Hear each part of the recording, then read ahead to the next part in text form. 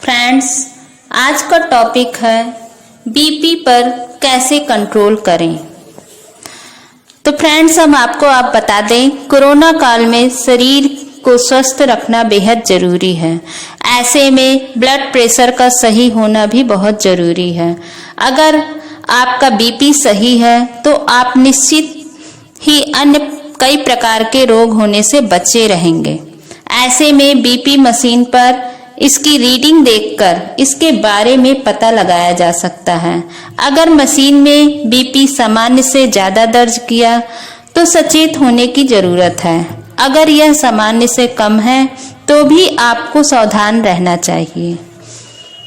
इस पर हम आपको एक छोटा सा उदाहरण देते हैं। हमारे एक परिचित हैं जो कि प्रयागराज हाई कोर्ट में एडवोकेट हैं। काम का प्रेशर तो उन पर रहता ही है, लेकिन पिछले कुछ समय से यह एक नई समस्या से परेशान हैं। उन्हें सिर दर्द और थकान की शिकायत रहने लगी है। शुरुआत में उन्होंने इसे हल्के में लिया और दर्द से राहत के लिए पेन किलर लेते रहे। जब तक पेन किलर का असर रहता, सिर दर्द में राहत रहती, लेकिन थकान में ज्यादा फर्क नहीं पड़ रहा था। आखिरकार उन्होंने डॉक्टर से बात की। डॉक्टर ने उनकी फैमिली बैकग्राउंड के बारे में उनसे पूछा तो कहीं उनके पेरेंट्स को हाई बीपी या हाइपरटेंशन की समस्या तो नहीं है। उनका जवाब हाँ में आया। तो डॉक्टर ने उन्हें फौरन ही बीपी टेस्ट करवाने की सलाह दी। चूंकि उनके पेरेंट्स को बीपी की परेशानी थी, इसलिए एक बीपी मशीन घर पर ही थी।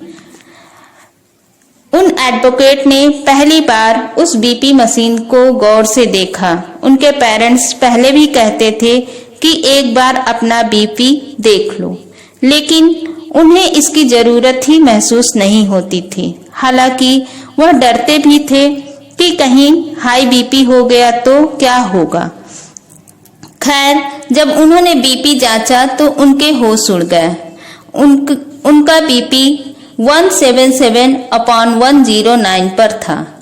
जब उन्होंने डॉक्टर को यह बात बताई तो डॉक्टर ने लाइफ स्टाइल और खान पान के बारे में पूछा और फिर खान पान को लेकर उन्हें कुछ सलाह भी दी।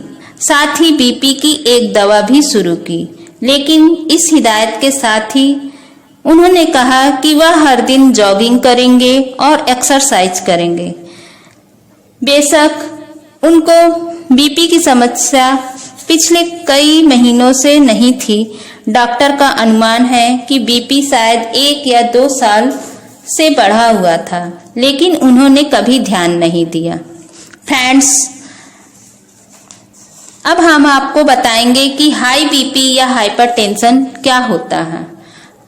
फ्रेंड्स, हाइपरटेंशन का सीधा संबंध दिल से होता है। दरअसल शरीर के सभी अंगों या कोशिकाओं तक साफ खून पहुंचाने या फिर साफ खून का उपयोग अंगों या कोशिकाओं द्वारा करने के बाद खराब खून वापस किडनी और लंग्स में भेजने का काम दिल का ही होता है।